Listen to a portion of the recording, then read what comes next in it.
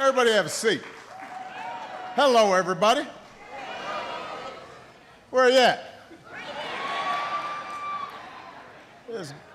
It's good to be back in the Big Easy. And this is the weather in August all the time, right? Everything? As soon as I land in New Orleans, first thing I do is get hungry. When I was here with the family a few years ago, I had a shrimp po' boy at Parkway Bakery and Tavern. I still remember it. That's how good it was. And one day after I leave office, maybe I'll finally hear Rebirth at the Maple Leaf on Tuesday night. I'll get a chance to see the Mardi Gras and somebody tell me what Carnival for. But right now, I just go to meetings. I want to thank Michelle for the introduction, and more importantly, for the great work she's doing, what she symbolizes, what she represents in terms of the city bouncing back. I want to acknowledge a great friend and somebody who has been working tirelessly on behalf of this city, and he's following a family legacy of service. Your mayor, Mitch Landrieu. Proud of him. His beautiful wife, Cheryl. Senator Bill Cassidy is here. Where'd Senator Cassidy go? There he is. Congressman Cedric Richmond. Where's the Congressman? There he is over there. We've got a lifelong champion of Louisiana in your former senator, Mary Landrieu, in the House. Mary. I want to acknowledge a great supporter to the efforts to recover and rebuild. Congressman Hakeem Jeffries from New York has traveled down here with us. To all the elected officials from Louisiana and Mississippi who are here today, thank you so much for your reception. I'm here to talk about a specific recovery. But before I begin to talk just about New Orleans, I want to talk about America's recovery. Take a little moment of presidential privilege to talk about what's been happening in our economy.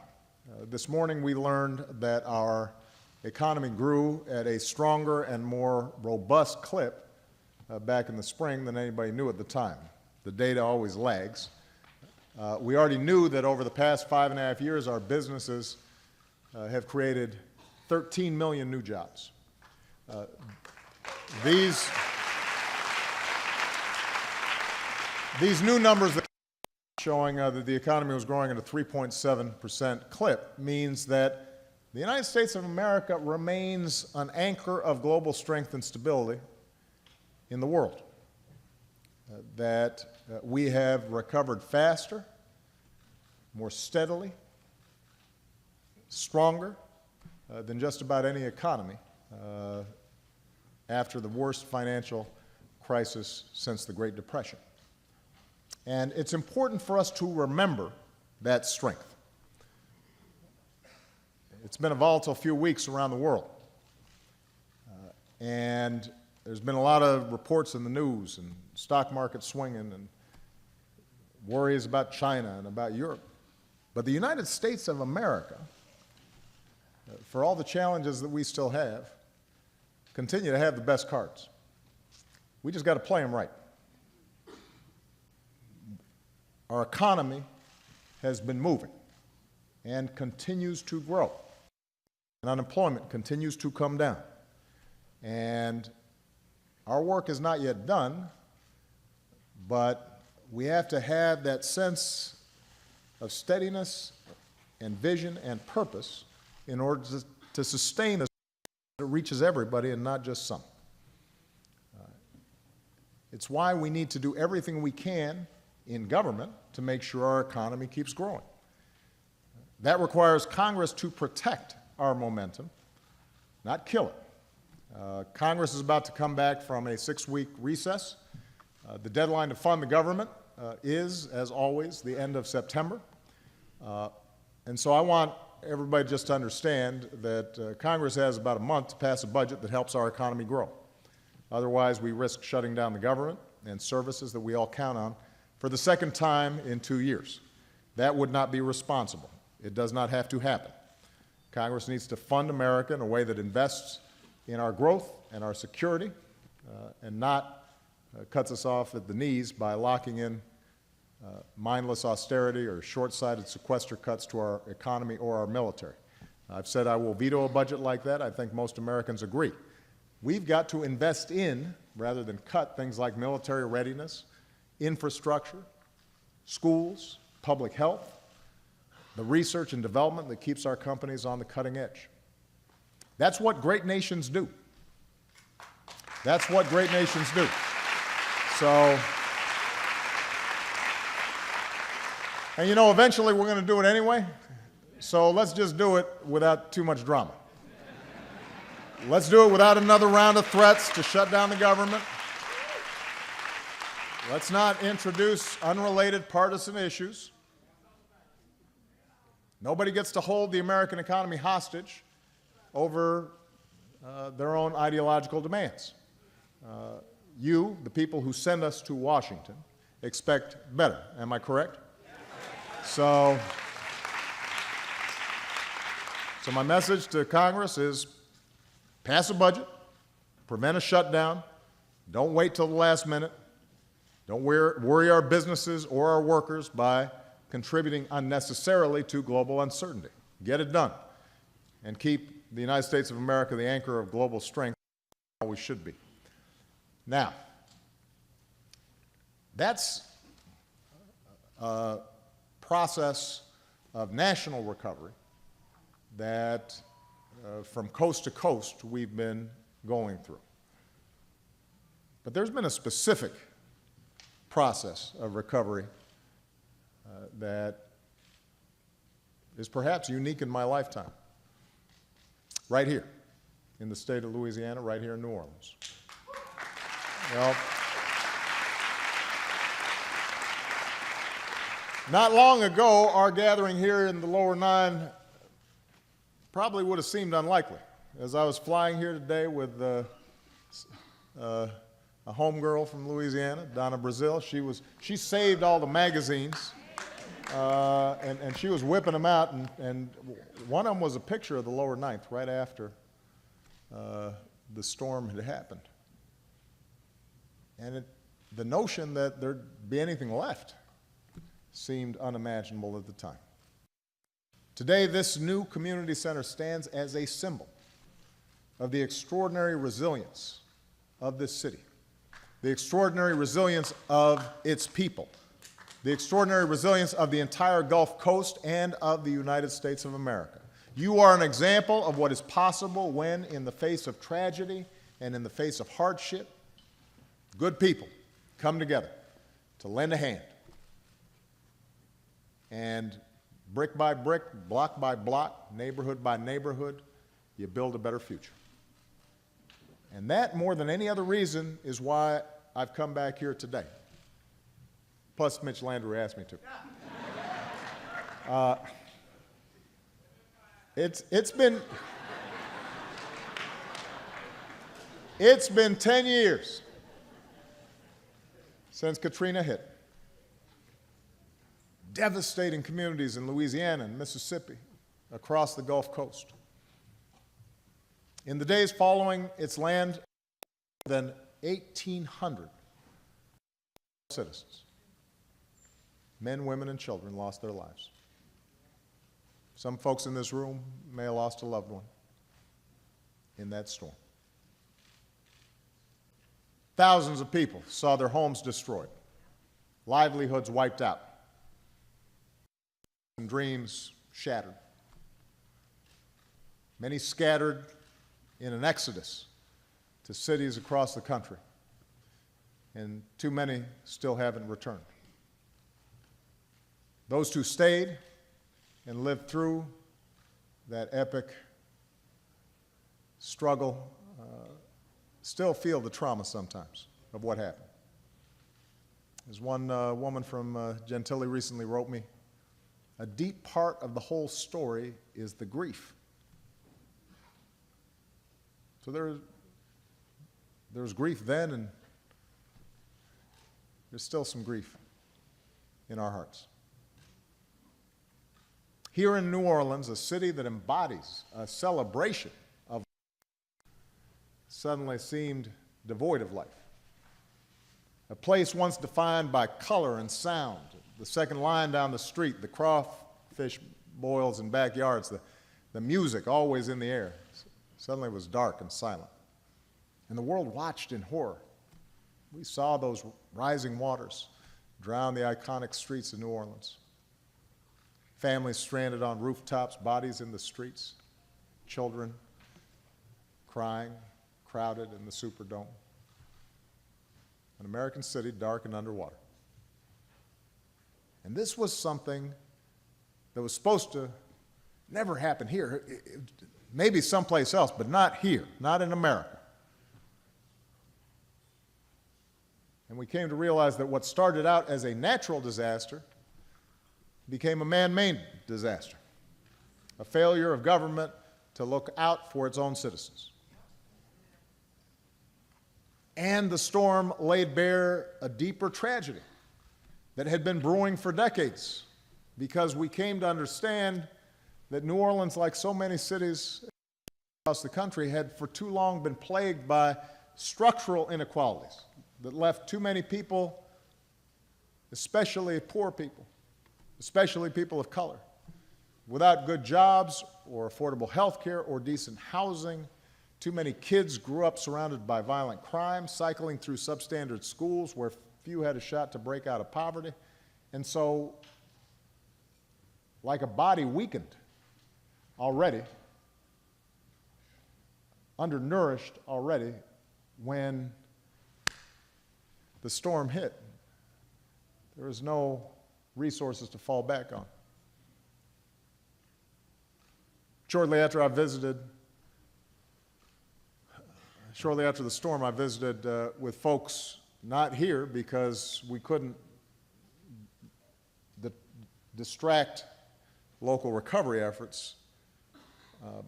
Instead, I visited folks in a shelter in Houston, many who'd been displaced. And one woman told me, we had nothing before the hurricane, and now we have less than nothing. We had nothing before the hurricane, now we had less than nothing. And we acknowledge this loss and this pain, not to dwell on the past, not to wallow in grief. We do it to fortify our commitment and to bolster our hope, to understand what it is that we've learned and how far we've come. Because this is a city that slowly, unmistakably, together, is moving forward. Because the project of rebuilding here wasn't just to restore the city as it had been, it was to build a city as it should be. A city where everyone, no matter what they look like, money they got, where they come from, where they're born, has a chance to make it.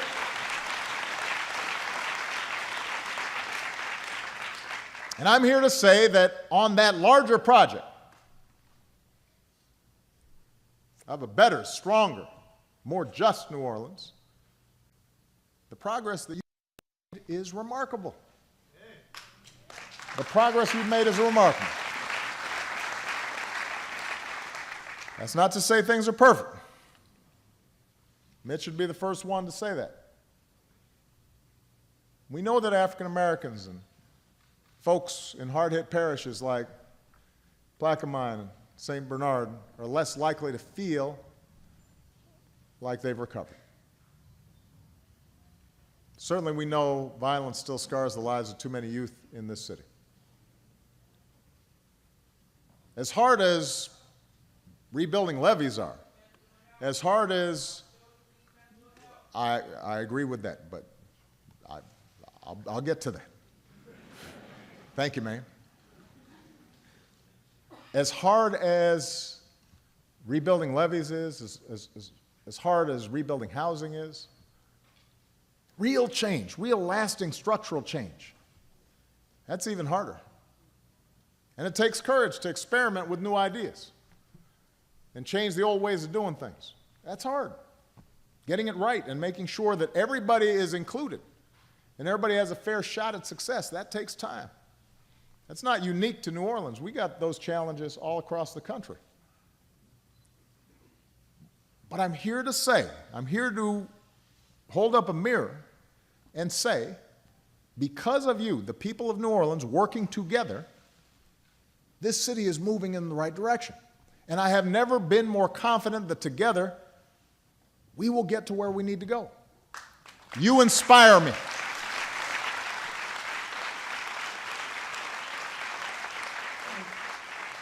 Your efforts inspire me, and no matter how hard it's been and how long the road ahead might seem, you're working and building and striving for a better tomorrow.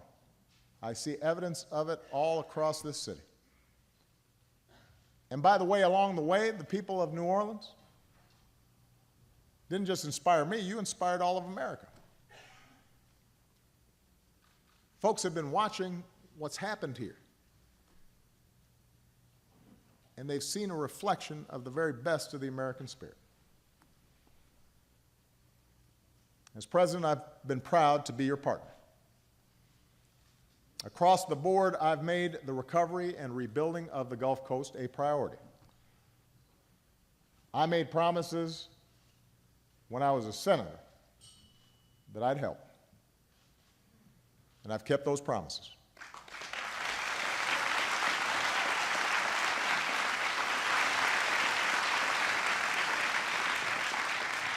We're cutting red tape to help you build back even stronger. We're taking the lessons we've learned here, we've applied them across the country, including places like New York and New Jersey after Hurricane Sandy. If Katrina was initially an example of what happens when government fails, the recovery has been an example of what's possible when government works together. State, local, community, everybody working together as partners. Together, we've delivered resources to help Louisiana, Mississippi, Alabama, and Florida rebuild schools and hospitals, roads, police and fire stations, restore historic buildings and museums. And we're building smarter, doing everything from elevating homes to retrofitting buildings to improving drainage so that our communities are better prepared for the next storm. Working together, we've transformed education in this city. Before the storm, New Orleans public schools were largely broken, leaving generations of low-income kids without a decent education. Today, thanks to parents and educators, school leaders, nonprofits, we're seeing real gains in achievement with new schools, more resources to retain and develop and support great teachers and principals. We have data that shows before the storm, the high school graduation rate was 54%. Today, it's up to 73%.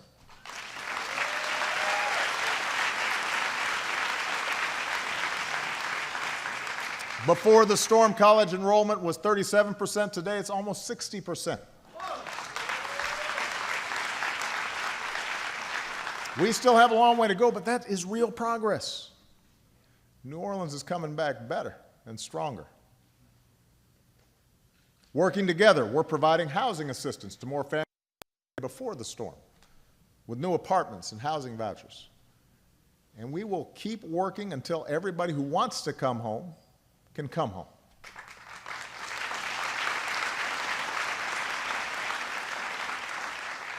Together, we're building a New Orleans that is as entrepreneurial as any place in the country, with a focus on expanding job opportunities and making sure that more people benefit from a growing economy here. We're creating jobs to rebuild the city's transportation infrastructure, expanding training programs for industries like high-tech manufacturing, but also water management, because we've been building some good water management around here, and we want to make sure everybody has access to those good, well-paying jobs. Small businesses, like Michelle's are growing. It's small businesses like hers that are helping to fuel 65 straight months of private sector job growth in America. That's the longest streak in American history.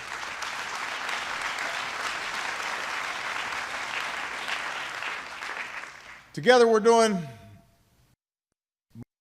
sure that everyone in this city has access to great health care. More folks have access to primary care at neighborhood clinics so that they can get the preventive care that they need. We're building a brand new VA medical center downtown alongside a thriving biosciences corridor that's attracting new jobs and investment.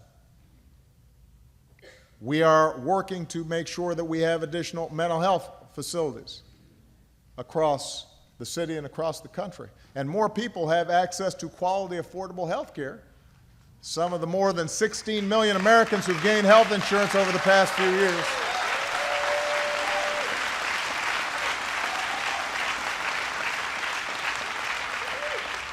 All of this progress is the result of the commitment and drive of the people of this region. I saw that spirit today. Mitch and I started walking around a little bit. Such a nice day outside. And we went to Faubourg Lafitte. We were in Tremé, and we saw returning residents living in brand new homes, mixed income, new homes near schools and clinics and parks, child care centers, more opportunities for working families. We saw that spirit today at Willie Mae's Scotch House. After Katrina had destroyed that legendary restaurant, some of the best chefs from the country decided America could not afford to lose such an important place, so they came down here to help. Helped rebuild, and I just sampled some of her fried chicken. It was really good. Although I did get a grease spot on my suit. But that's okay. If you come to New Orleans and you don't have a grease spot somewhere, then you didn't enjoy the city.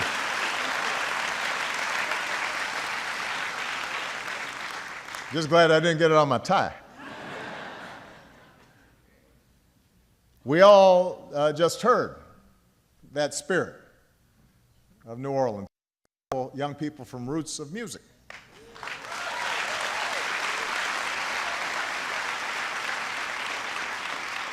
When the storm washed away a lot of middle school music programs, Roots of Music helped fill that gap. And today it's building the next generation of musical talent. The next Irma Thomas, or the next Trombone Shorty, or the next Dr. John. There's a Marcellus kid in here somewhere. How you doing? And I saw it in the wonderful young men I met earlier, who were part of NOLA for Life, which is focused on reducing the number of murders in the city of New Orleans.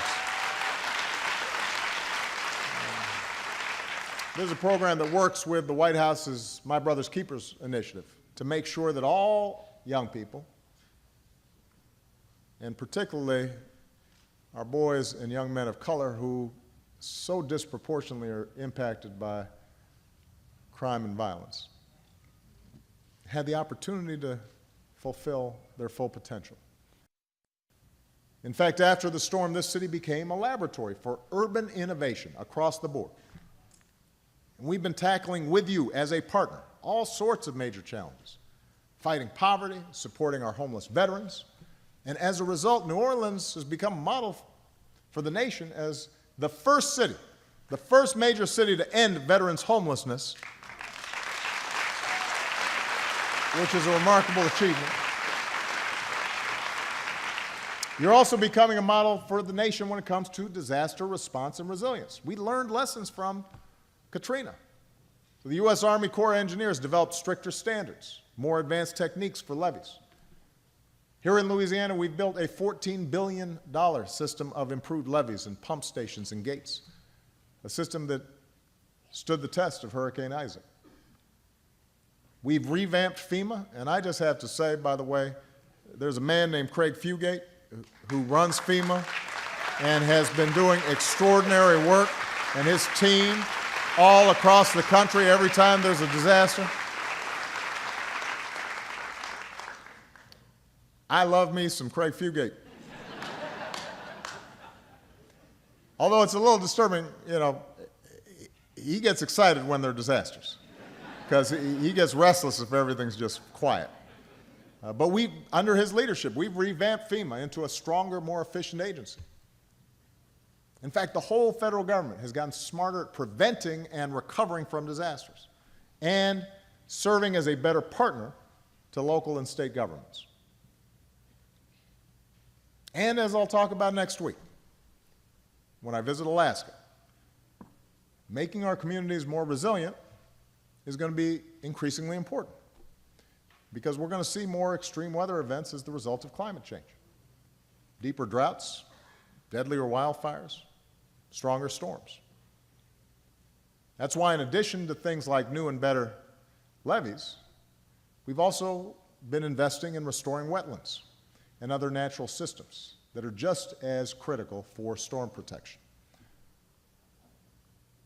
So we've made a lot of progress over the past 10 years. You've made a lot of progress.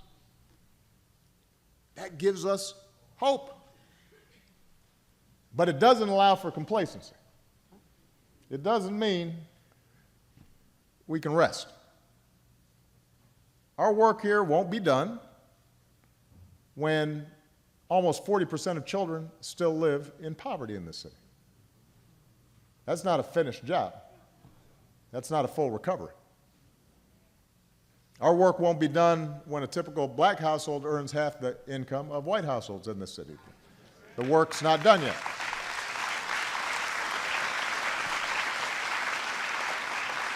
Our work's not done when there's still too many people who have yet to find good affordable housing. And too many people, especially African American men, who can't find a job. Not when there's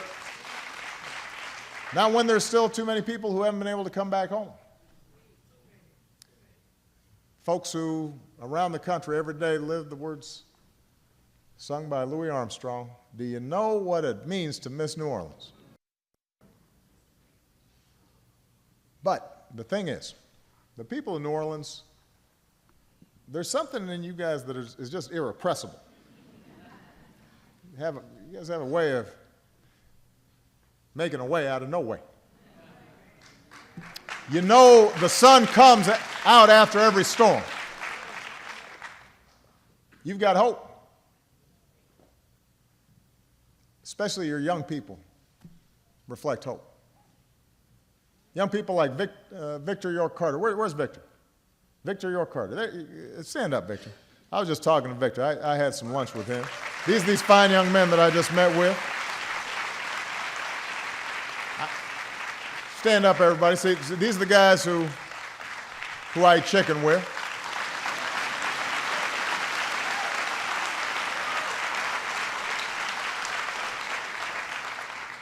Really impressive. Have overcome more than their fair share of challenges, but are still focused on the future. Yes, sit down. I don't want to start getting embarrassed. So I'll just give you one example. Victor grew up in the 8th Ward, gifted arts student, loved math. He was 13 when Katrina hit, and he remembers waking up to what looked like something out of a disaster movie. He and his family waded across the city, towing his younger brother in a trash can to keep him afloat. They were eventually evacuated to Texas. 6 months later, they returned, and the city was almost unrecognizable. Victor saw his peers struggling to cope, many of them still traumatized, their lives still disordered. So he joined an organization called Rethink to help young people get more involved in rebuilding New Orleans. And recently he finished a coding boot camp at Operation Spark. Today he's studying to earn a high-tech job, wants to introduce more young people to science and technology and civics so that they have the tools to change the world. And so Victor and these young men that I just met with, they've overcome extraordinary. They've lived through more than most of us will ever have to endure. They've made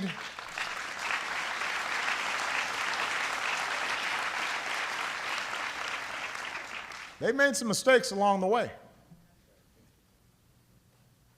But for all that they've been through, they have been just as determined to improve their own lives, to take responsibility for themselves, but also to try to see if they can help others along the way.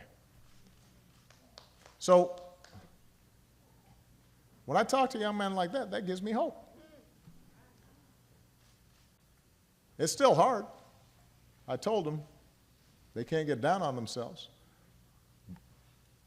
Tough stuff will happen along the way. But if they've come this far, they can keep on going. And Americans like you, the people of New Orleans, young men like this, you're what recovery has been all about. You're why I'm confident that we can recover from crisis and start moving forward. You've helped this country recover from a crisis and help it move forward. You're the reason 13 million new jobs have been created. You're the reason the unemployment rate fell from 10% to 5.3. You're the reason that layoffs are near an all-time low. You're the reason the uninsured rate is at an all-time low, and the high school graduation rate's at an all-time high, and the deficit's been cut by 2/3, and 2 wars are over.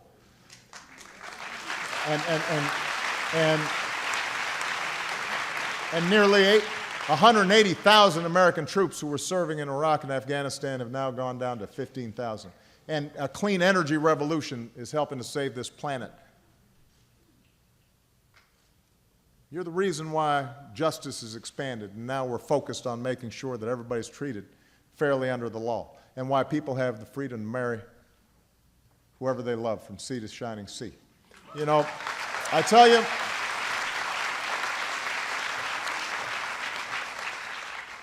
we're moving into the next presidential cycle, the next political season. And you will hear a lot of people telling you everything that's wrong with America. And that's okay. That's a proper part of our democracy. One of the things about America is we're never satisfied. We keep pushing forward. We keep asking questions. We keep challenging our government. We keep challenging our leaders. We keep looking for the next set of challenges to tackle. We find what's wrong because we have confidence that we can fix it. But it's important that we remember what's right and what's good and what's hopeful about this country. It's worth remembering that for all the tragedy, for all the images of Katrina in those first few days, in those first few months, look at what's happened here. It's worth remembering the thousands of Americans like Michelle and Victor and Ms. Willie Mae and the folks who rallied around her. Americans all across this country who, when they saw neighbors and friends or strangers in need, came to help. And people who today still spend their time every day helping others, rolling up their sleeves, doing the hard work of changing this country without the need for credit or the need for glory. Don't get their name in the papers. Don't see their day in the sun. Do it because it's right. These Americans live the basic values that define this country. A value that we've been reminded of in these past 10 years as we've come back from a crisis that changed this city and an economic crisis that spread throughout the nation. The basic notion that I am my brother's keeper and I am my sister's keeper, and that we look out for each other, and that we're all in this together. That's the story of New Orleans, but that's also the story of America. A city that for almost 300 years has been the gateway to America's soul. Where the jazz makes you cry, the funerals make you dance. The bayou makes you believe all kinds of things. A place that has always brought together people of all races and religions and languages. And everybody adds their culture and their flavor into this city's gumbo. You remind our nation that for all of our differences, in the end, what matters is we're all in the same boat. We all share a similar destiny. if we stay focused on that common purpose, if we remember our responsibility to ourselves, but also our responsibilities and obligations to one another, we will not just rebuild this city, we will rebuild this country. We will make sure not just these young men, but every child in America has a structure and support and love and the kind of nurturing that they need to succeed. We'll leave behind a city and a nation that's worthy of generations to come. That's what you've gotten started. Now we've got to finish the job. Thank you. God bless you. God bless America. Thank you.